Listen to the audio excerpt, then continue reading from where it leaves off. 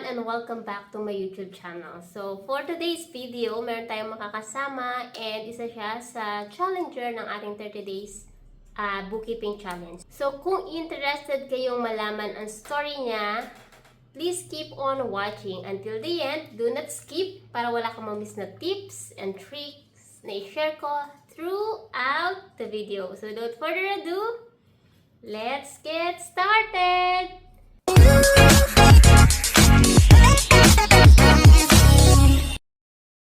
Kung bago ka lang sa channel na to, I'm Kaji, virtual assistant, executive assistant, bookkeeper, accountant. So kahit anong work pinapasok ko, basta't online, kasi online work is amazing!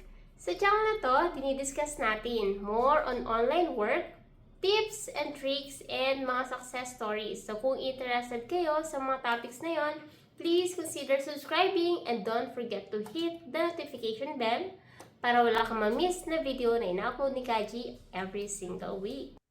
Hello everyone! Let's all welcome Clarissa. Hi Clarissa, please introduce yourself. Hi Coach, my name is Clarissa Clasio po.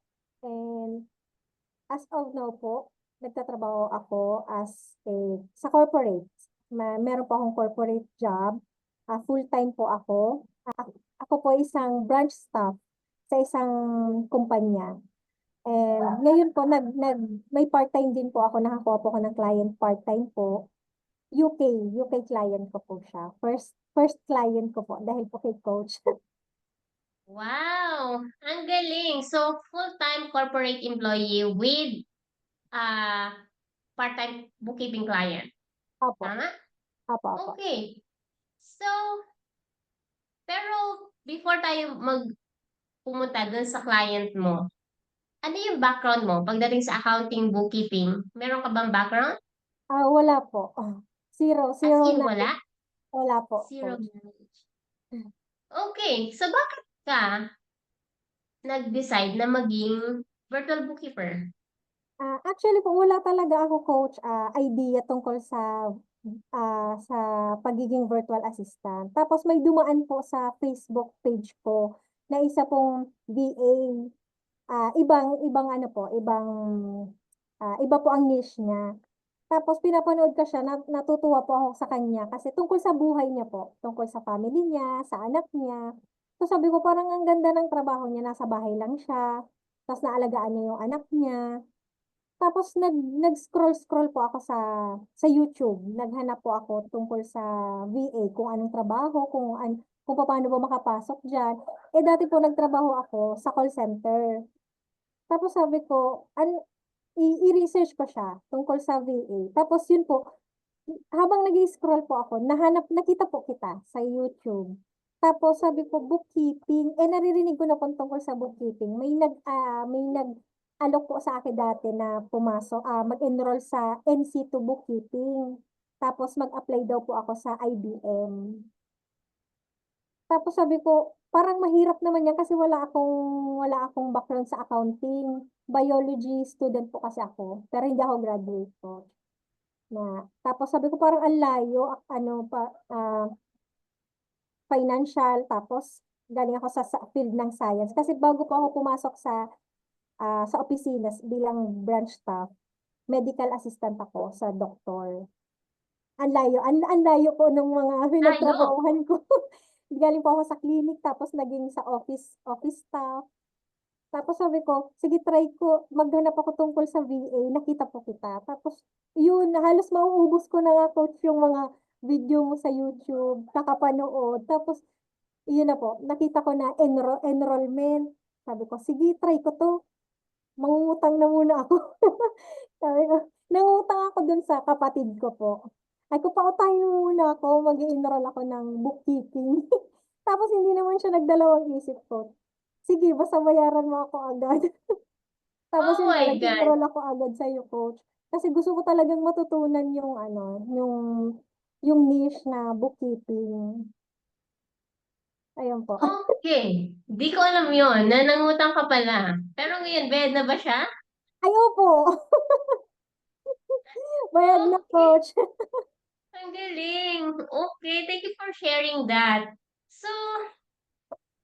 nung nag-decide ka na mag-enroll, kamusta, ano yan, challenge ba or course? Ano po, yung 30 days challenge. Okay. So, kung nag-join ka ng 30 days bookkeeping challenge, tapos 'di ba sabi mo corporate employee ka. So, kung mo pinagkakasya yung time mo, eh kailangan everyday mag-take ka ng action para hindi ka natatambakan ng trabaho. So, paano mo siya ginawa? Opo, 'pag bakante po ako sa office, ay hindi naman po, baka makita ko ng mga katrabaho. 'Pag bakante po kasi ako dati coach nung hindi pa ako nag-enroll sa'yo, nakakailang episode po ako ng K-drama kahit nasa office po. Oh, Tapos sabi ko, ano kaya, nakakapag K-drama nga po ako, nakakailang episode ako sa isang araw, kung may sahod po yun ang yaman ko na. Sabi ko, hindi kaya ko din manood nung ano, nung nung sa training natin habang nasa trabaho ko. Pero hindi na, pag may client kami, ayan, stop ko muna siya. Tapos pag-uuwi ko po sa bahay, saka ko ginagawa yung mga assignment, assignment natin po. ang galing. Okay. So, pero ano, 'di ba syempre wala kang background dun sa accounting, sa bookkeeping. So, kumbaga bago sa'yo lahat. So, Opo. paano mo siya ano, paano mo siya ginawa? Meron bang times na, naiinis ka kasi ang dami namang cases, ang daming activity, or ang daming transaction na ipa-process, or kaya naisip mo na, parang hindi ko 'to kaya, parang hindi ko 'to itutuloy. Meron bang mga cases or mga instances na na gano'n yung nangyari sa'yo? Opo, actually 'pag ano, sa umpisa coach parang grabe yung eagerness ko na gumawa ng mga assignment. Sige, kaya ko 'tong matapos, ito lang pala, ang bilis lang. Tapos habang tumatagal 'pag hindi ko nakukuha, ay hindi ko na nga tatapusin, ano ba 'yan, nakakainis. Gusto ko ng matulog tapos ilang K-drama na yung na-miss ko, hindi ko pa napapanood. Tapos 'pag iniisip ko na, hindi, nasimulan ko 'to, gusto kong tapusin yung nasimulan ko. Sige, kahit nagpupuyat ako diyan, coach, madaling araw na hindi, kailangan ko 'tong matapos para gusto ko talagang makakuha po talaga ng client. Ang galing.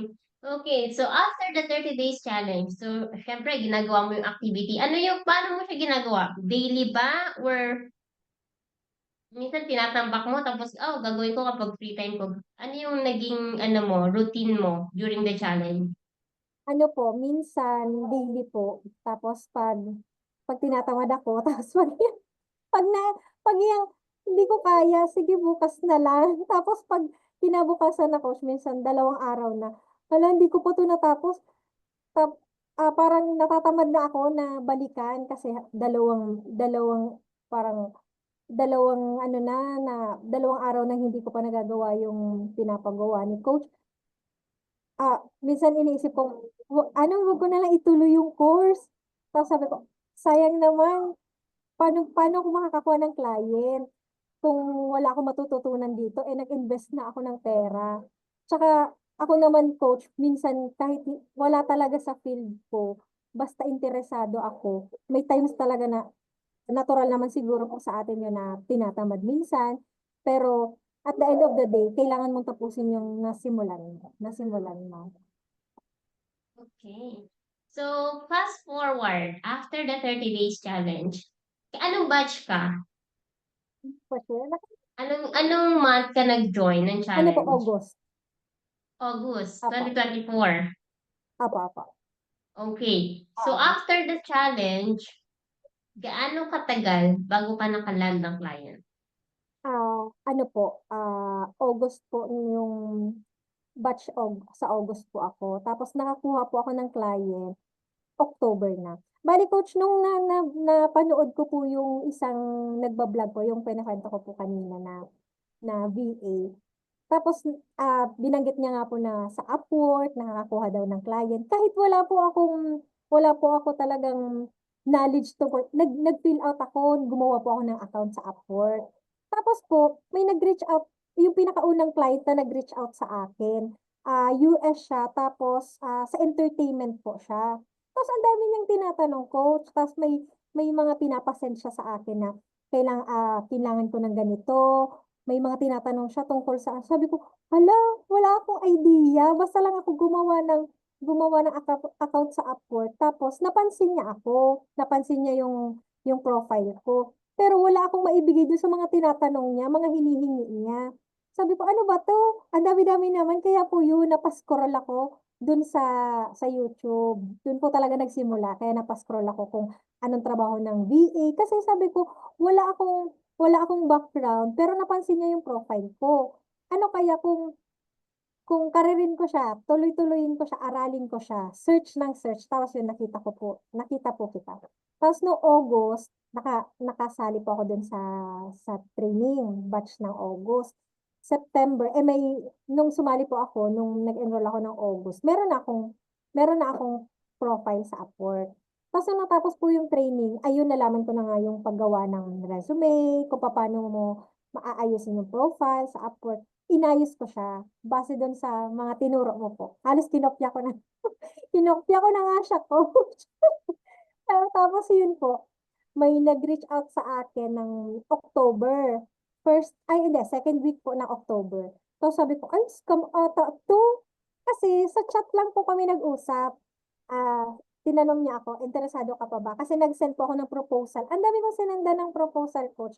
Hindi ko matandaan kung sino yung mga sinendan ko. Tapos may nag-reach out na nga. Ito yung client ko pong UK. Tapos sabi ko, alo, scam ata to. Ano, chat lang kami. Tapos, wala man lang tinanong. Hindi na ako, kasi yung ano po, pwede kong sabihin, coach, yung sa rate ko. Kasi wala pa akong idea talaga. Sige, maglagay ako ng $7 per hour. Tapos hindi mo lang nagsabi siya na babaan natin yung rate mo kasi base sa profile mo, wala ka pang client o kaka-start mo pa lang. Pumayag agad siya. Tapos sabi niya, o sige, join ka na sa Slack, ganito, invite ka nito. May mga kasama po kasi akong Filipino din. Invite ka nito. So sabi ko, sige, pag in-invite ako, di go, pero parang scam ata to, hindi ako naniniwala dito, na ganyan, ganyan.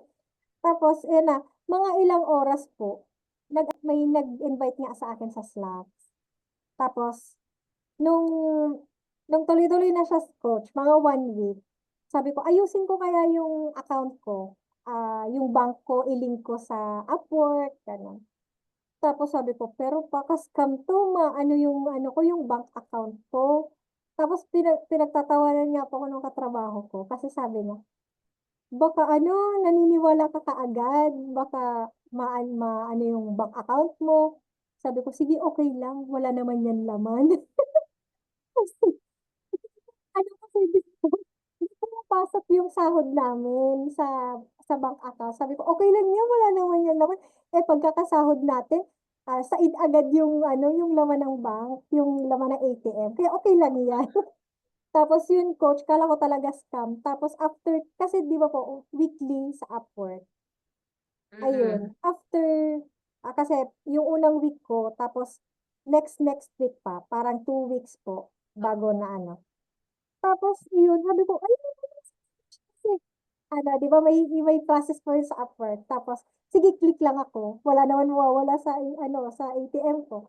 Tapos, nung nag-check ako ng ATM ko, sabi ko, hala, isang cut-off ko na to. Tuwang-tuwa po ako. Okay. Coach, napa, Oh, message ako sa iyo, coach, na nagka-client po ako. Totoo talaga. ang galing. O, di ba? Galing. Well, natutuwa ako sa mga kwento mo and natutuwa rin ako sa energy mo. So, Message thank you. Okay. So, okay. So, hindi ka in-interview. Chat-chat lang po, message lang po sa Upwork po. sa Hindi. Upwork. Pwede pag nag-message po sa Upwork, naglilink siya sa Gmail. Parang, Oo. ba? Opo, opo, ganun. Ang galing. Ah, Halos nga po, okay. pag So, naboboring ako, coach, binabalikan ko yung message namin. Totoo talaga. oo. So, first client mo siya. Opo, And happy ka naman. opo, opo, sobrang. So, paano yun? Full-time ka, tapos may client ka, so ginagawa mo siya after work? Yung client ko po, tinanong niya ako sa chat, sabi niya, okay ka ba between, kasi sa oras nila, 8 a.m. to 5 p.m. Sa oras natin po, 3 p.m. hanggang 10 Yes. p.m. Tapos, in between po, kung okay lang daw ako dun sa oras na yun. Kasi ano lang siya, part-time lang siya. Tapos sabi ko, opo. Pag ano coach, pag uuwi ko po ng bahay, pag out ko, diretso po bahay, tapos yung task na binibigay sa akin, yun, gawa ko kaagad. Pero okay lang naman po kasi kahit hindi, kahit po lumampas po ng 10 p.m. Kasi may, kumbaga, okay, maximum po na 8 hours na matapos mo yun sa isang araw. Minsan po 5 hours nagagawa ko po yun.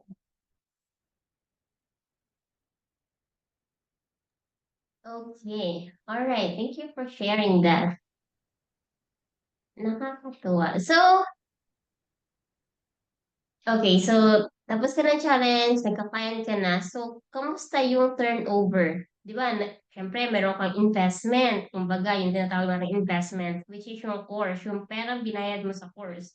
So, yung pera na binayad mo ba sa course is nakuha mo na or sobra-sobra pa? Like, ano yung return sa'yo? Sobra-sobra pa po.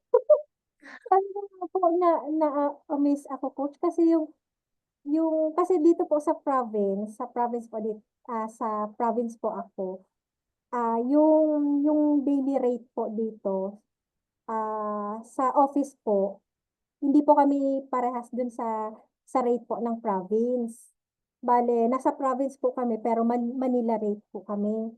Tapos yung ano ko po sa client ko, sobra pa po dun halos po isang cut off ko na. Kasi dun sa ano sa corporate job ko po, ang dami pang kaltas. Ang daming kaltas po nakakarating lang sa akin, pambayad utang. Tapos yun, kaya ang laking tulong po coach nung nakita kita sa YouTube. Tapos nagka-interest talaga ako dun sa bookkeeping. Tapos nagkakuha ako ng client. Ang laking tulong po sa amin sa pang-araw-araw na dati yung bigas bibilin lang namin ng ilang kilo. Ngayon kalahati, isang sako na nabibili ko. Natutuwa, nakakatuwa. Natutuwa akong marinig lahat to and I'm just really, really happy for you, Clarissa. Thank you po.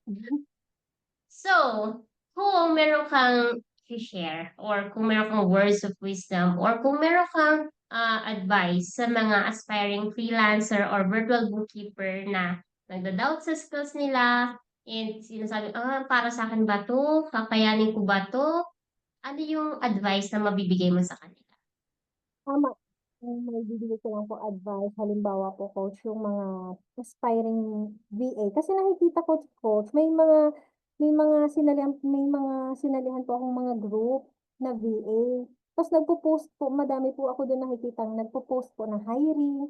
Tapos lagi yung tanong nila, how to apply. Paano po tayo uusad kung puro how? Kailangan natin mag-research. Kung interesado ka sa isang bagay, kung wala ka pang alam tungkol dun sa isang bagay, i-research mo. Kaka-research mo, makikita mo yung fit, yung tamang sagot para sa mga tanong mo. Hindi puro how. Kasi pag puro how, hindi ka uusad. Tapos minsan po may mga nakikita akong wag kayong mag-resign sa corporate job nyo kasi ang hirap ng VA, ang hirap maghanap ng client. Sa totoo po, ang hirap talaga maghanap ng client ah, pero sa taong porsigido, makakakuha ka rin ng client na para sa'yo. Tsaka pag dumating yung unang client na nagtiwala sa'yo, may darating at darating pa na kumbaga may nakalaan po talagang client para sa atin. Ang Yun galing. lang I po po. really like it. Yung sinabi mong, yung lagi na lang how. How. Kasi madalas talaga nakikita natin yan. May post. kahit mismo dun sa post mismo, nakalagay na daw kung ano yung gagawin. As in, babasahin mo na lang, Opo. pero pag-check mo ng comment, nakalagay pa rin how. So, thank you for saying that. And natutuwa ako kasi kung ano, na kung iisipin mo sa dami-dami ng job post na nakikita natin sa Facebook, tapos makikita mo lang comment how. Kumbaga, you have to take action na hindi porket nakita mo yan, eh, ibibigay na sa'yo lahat ng information. You have to do your own research, di ba? You have to take action.